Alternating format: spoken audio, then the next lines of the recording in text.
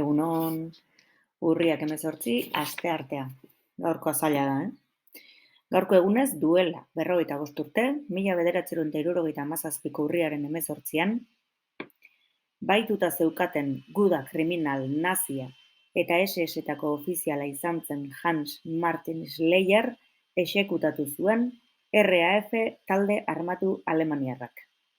Bigarren Mundu Guda amaitzean, Schleierrek 3 urte soilik egin zituen espetxean, eta ateratakoan Alemaniako patronaleko burura eramango zuen bidea hasi zuen enpresa munduan.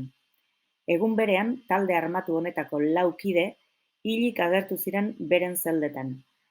Lufthansaren hegazkinaren bahiketaren porrota gertatu berri, espetxezainek hil zituztela esan zuen zeldan labankada jaso, baina bizirik atera zen kide batek.